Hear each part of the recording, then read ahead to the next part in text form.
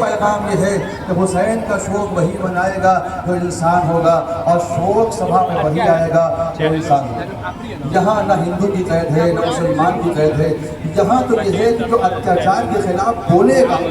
وہ حسین ہے، جو اتیاچار کے خلاف بولے گا وہ حسینی ہے۔ آپ دیکھیں اسی بلیا کی سرزمین پہ 10 تاریخ کو ایک تعزیہ نکلتا ہے، اور وہ تعزیہ سب سے آگے ہوتا ہے۔ اس کا تعزیہ ہوتا ہے جگدیش پور نواسی گپتا برادران کی طرف سے وہ تعزیہ نکلتا ہے، اور ان کا یہ بیان ہے، اس رپورٹ کو سنندن اپادھیائے جی نے نیوز 18 کا بیان کیا، کہتے ہیں کہ یہ 10ویں پیڑھی ان کی ہے جو اس تعزیے کو نکال رہی ہے، اور ایک سمے پر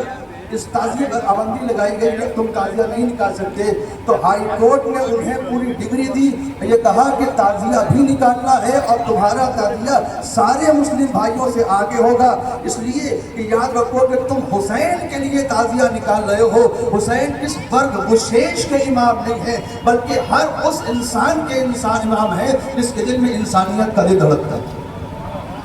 اسی وجہ کی سردھرتی پر سب سے پہلا تعزیہ، کوئی تعزیہ نہیں نکلتا، پہلے گپتا برادران کا تعزیہ نکلے گا، اس کے بعد دوسرے تعزیہ نکلیں گے، یہ بتانے کے لیے کہ دنیا جان لے کہ حسین انسانوں کے لیے امام ہے، انسانوں کے لیے امام ہے۔ اب جو انسان ہوگا وہ انسان کا دل رکھتا ہوگا، اس دل میں حسین دھڑک رہے ہوں گے۔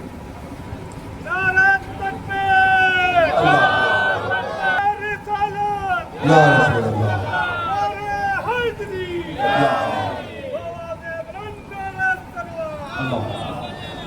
دوسری بات، آزاداری اور ہندوستان کی آزادی۔ راشٹرپتا مہاتما گاندھی نے ینگ انڈیا رسالے اور اس میگزین کے اندر لکھا کہ I have chronic study to the life of heroes of Karbala۔ میں نے کربلا کے ان مہان آتماؤں کا بغور مطالعہ کیا تو ہمیں پتہ چلا کہ دنیا کی کتنی حکومت کیوں نہ ہو ہم اسے ختم کر سکتے ہیں، لیکن کس کے پر چنہوں پہ چل کر کہا وہ پر چن کسی اور کے نہیں ہیں بلکہ وہ کربلا کے ان ہیرو کے ہیں جو تعداد میں کم تھے لیکن ارادہ میں بہت بھاری تھے۔ تو مہاتما گاندھی راشٹرپتا نے بتایا کہ دیکھو ہندوستان کو ہم آزاد کرا سکتے ہیں، ان انگریزوں کے چنگل سے چھڑا سکتے ہیں، اس لیے کہ ہم نے کربلا کے ہیروز کا مطالعہ کیا ہے، ان کو اسٹڈی کیا ہے، اور وہ اسٹڈی بتاتی ہے کہ ہم ہندوستان کو آزادی دلاتے رہے۔ اب عزیزان گرامی غور کیجئے گا کہ آزاداری نے انسانوں کے اندر وہ جذبہ پیدا کیا ہے کہ اتیاچار کے خلاف، ظلم کے خلاف بولنے کے لیے ان کے اندر طاقت اور قوت پیدا کی۔ اب غور کریں، شہید اعظم بھگت سنگھ، کون نہیں جانتا ہوگا بھگت سنگھ کو؟ کہتے ہیں جب بھگت سنگھ کو لاہور میں پھانسی دینے کے لیے انگریزوں نے ایک ٹریبونل بنایا، اس ٹریبونل میں 2 عیسائی اور 2 اپنے ججوں کو رکھا، اور ایک جج جس کا نام جسٹس آغا حیدر تھا وہ اس نے حسین ابن علی سے کربلا سے آزاداری سے درس لیا تھا۔ انہوں نے یہ کہا کہ دیکھیے آپ کو لکھنا یہ ہے کہ بھگت سنگھ راج گرو اور سکھدیو کو لاہور میں پھانسی دینی ہے، آپ اس پر دستخط کریے، ٹرمینل پاس ہو چکا ہے، آپ کو خالی دستخط کرنا ہے اور کہہ دینا ہے کہ ان کو پھانسی دی جائے گی کیونکہ انہوں نے جرم کیا ہے، یہ مجرم ہے، جبکہ مجرم نہیں تھے۔ اتیاچاری پہ حملہ کرنا اتیاچار نہیں ہوتا۔ اگر بھگت سنگھ نے کسی کو مارا تھا تو وہ اتیاچار کر رہے تھے، اتیاچاریوں پہ حملہ کیا۔ جسٹس آغا حیدر نے آواز دی کہ دیکھو ٹھیک ہے ٹربونل میں بیٹھا ہوا ہوں، جج کی کرسی میں بیٹھے ہوئے ہیں 2 عیسائی جج بھی بیٹھے ہوئے تھے اور یہ بھی بیٹھے ہوئے تھے۔ جب سامنے بھگت سنگھ راج گرو اور سکھدیو کو لایا جانے لگا تو انگریز فوجوں نے، انگریز پولیس نے ان کو ٹارچر کیا، ان کو مارنا شروع کیا، اور انسانیت سوچ مظالم اتیاچار کرتے ہوئے جب کورٹ کے اندر آئے تو جسٹس آغا حیدر کھڑے ہو گئے، کہا یہ انسانیت نہیں ہے، قیدیوں کو اس طریقے سے نہیں مارا جا سکتا، ان کے اوپر اس طریقے سے کیس نہیں چلایا جا سکتا۔ کہا دیکھیے آپ کو فقط یہ کہا گیا ہے کہ آپ اس کرمنل پہ سائن کر دیجئے اور ان لوگوں کو پھانسی ہو جائے۔ جسٹس آغا حیدر نے آواز دی آزاداری ہمیں کسی مظلوم کا خلاف نہیں، مظلوم کے ساتھ رہنے کے لیے کھڑا کرتی ہے۔ میں اس کرمنل سے استعفا دیتا ہوں، مجھے نہ تمہارا منصب چاہیے، نہ مجھے تمہارے جج بننا ہے، نہ مجھے کچھ بننا ہے، میں جسٹس آغا، میں آزاداری سے درس لے کر یہاں کھڑا ہوا ہوں، کسی اتیاچار کو برداشت نہیں کروں گا۔ اس لیے جسٹس آغا نے آواز دی کہ میں اس کرمنل سے استعفا دے رہا ہوں۔ انگریزوں نے آواز دی دیکھیے اگر کرمنل سے استعفا دیں گے تو آپ کا جج کا ہوتا بھی چلا جائے گا، آپ کا پیسہ بھی لے لیا جائے گا، آپ کا بنگلہ بھی چھین لیا جائے گا۔ جب آقا حیدر نے آواز دی، اگر میں اسی چیز کو مان رہا ہوتا تو میں کربلائی نہ ہوتا، حسینی نہ ہوتا۔ کل حسین نے بھی یزید کا انکار کیا تھا، آج حسینی انگریزوں کا انکار کر رہا ہے۔ لبیک یا حسین، لبیک یا حسین، لبیک۔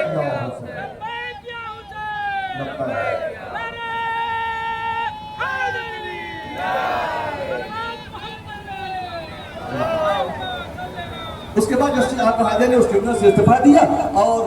جسٹس آقا حیدر کے اس نے جو چاہا تھا، جو ٹریبونل بنایا تھا، اس کے اعتبار سے شہید اعظم کو پھانسی دی گئی، لیکن اس بات کو قبول نہیں کیا کہ ہم کسی ظالم کے سامنے سر جھکا دیں گے۔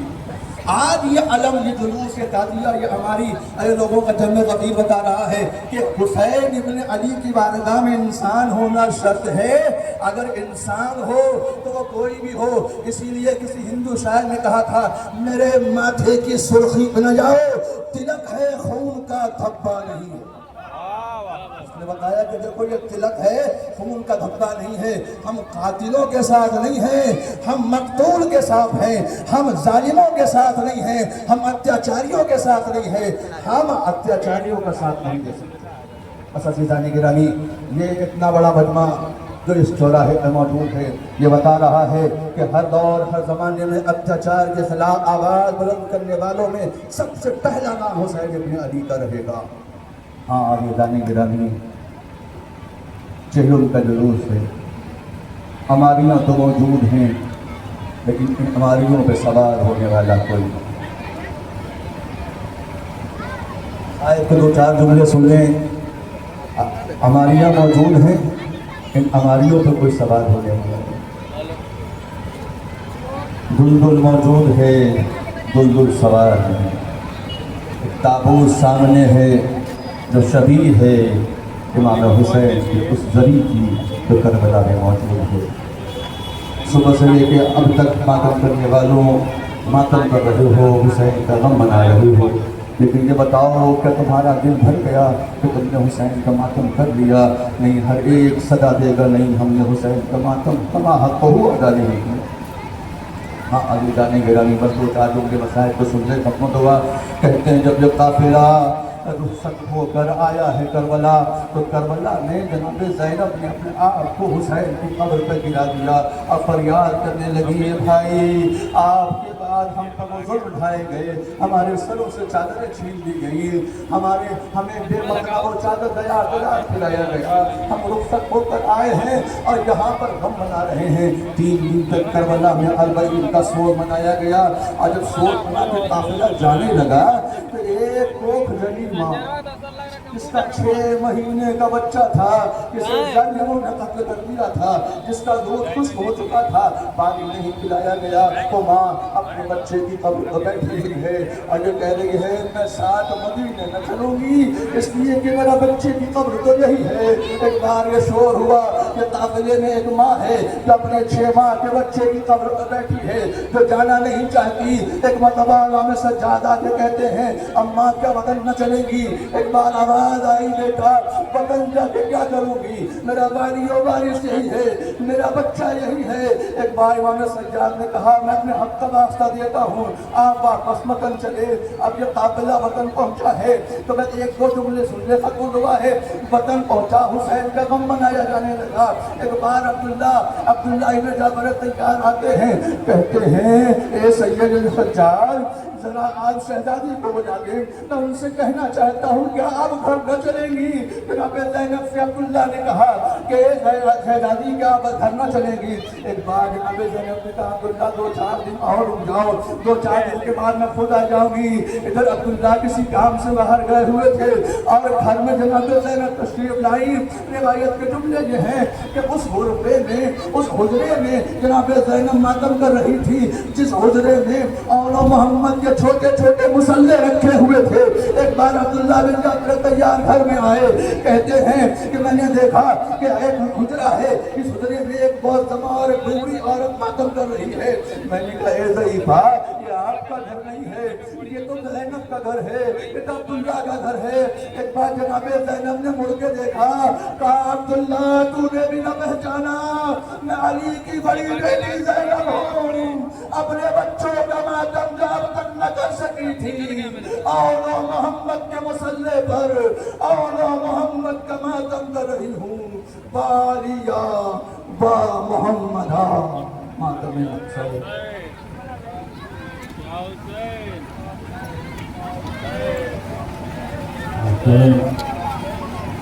انجمن صدائے اخبار بنارس کے سربراہ سے ملازم سے انجمن صدائے اخبار بنارس کے ممبران سے ملازم سے دیکھتے ہیں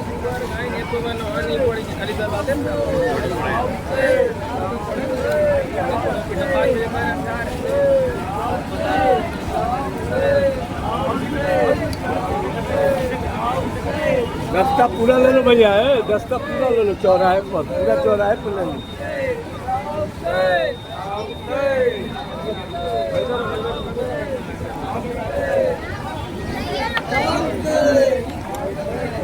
कहाँ लगे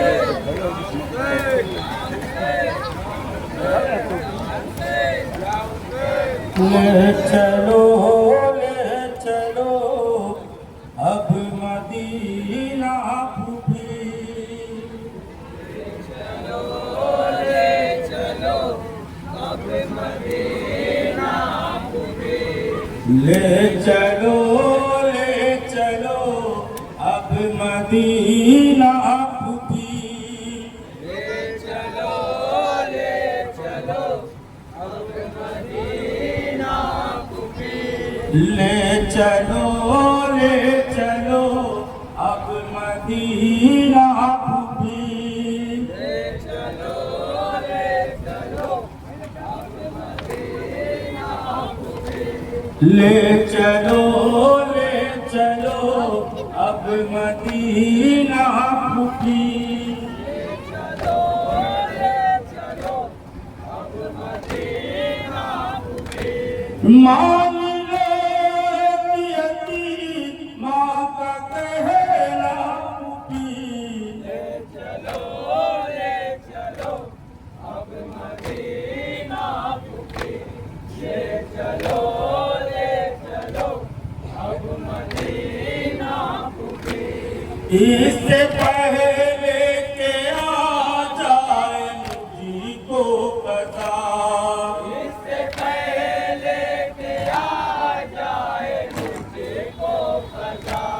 इससे पहले के आ जाए मुझको पता, इससे पहले के आ जाए मुझको पता। मैं सवेरा का चेहरा देख लेती, मैं सवेरा का चेहरा जरा, मुंतज़िर होगी मैं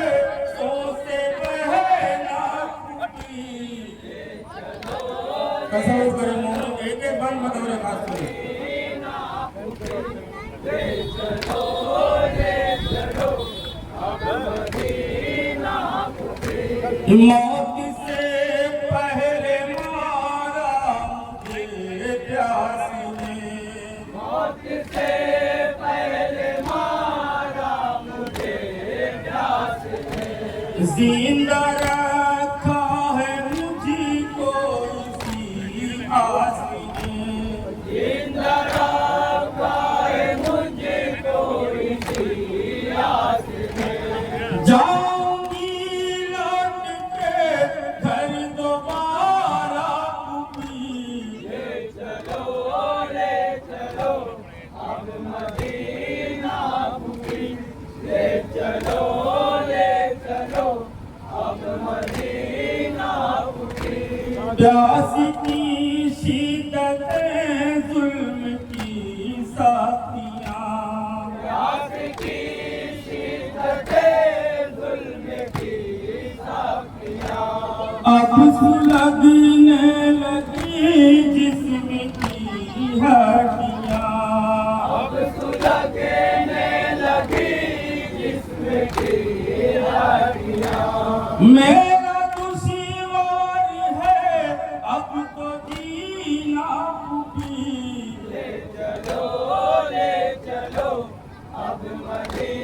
تصور کریں گے جناب سکینہ نے مساج پیش کر رہا ہوں جہاں حضرات میں بطور کیا بتاؤں تمہیں پیاس کی کیفیت کیا بتاؤں تمہیں پیاس کی کیفیت زندگی سے نہیں اب مجھے انسیت زندگی سے نہیں اب مجھے انسیت پیاس سے جگ رہا ہے کلیجہ ٹوٹی لے چلو اب مدینہ ٹوٹی لے چلو یہ بند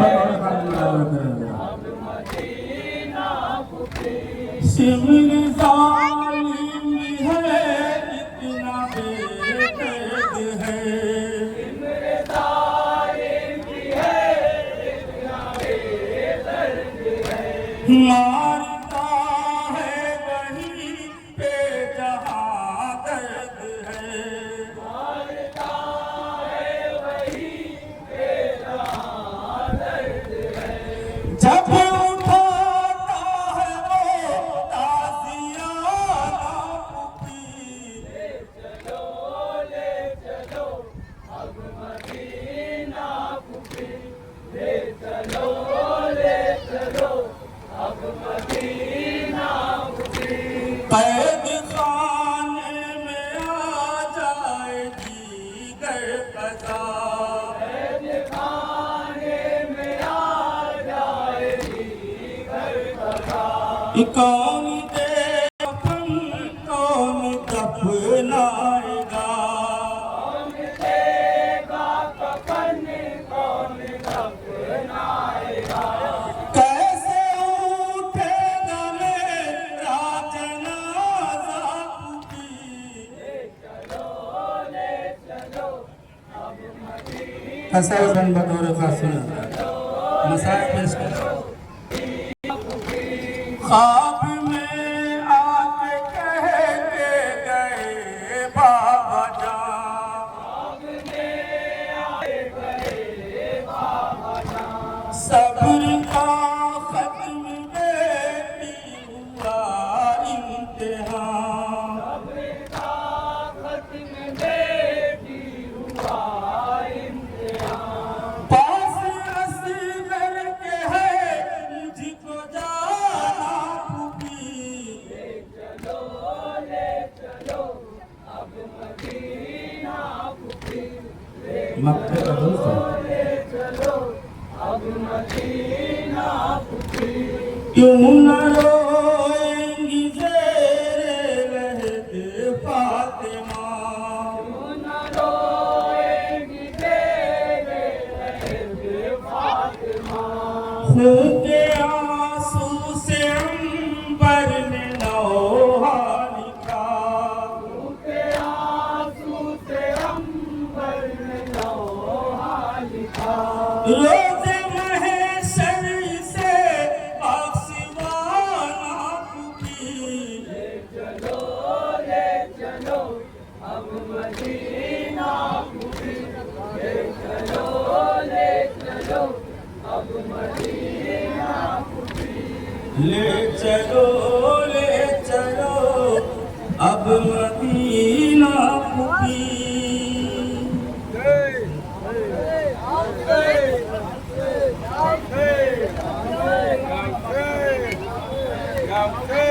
مصروف عبادت ہے انجمن سدائے عباس بنارس انجمن سدائے عباس کے اسی مندر کے بعد انجمن محب بانی حسین رجسٹر سمت بورڈ اعظم گڑھ آمادہ رہے گی انجمن محب بانی حسین سمت بورڈ اعظم گڑھ مصروف عبادت ہے انجمن سدائے عباس بنارس جزاک اللہ خیر الجزا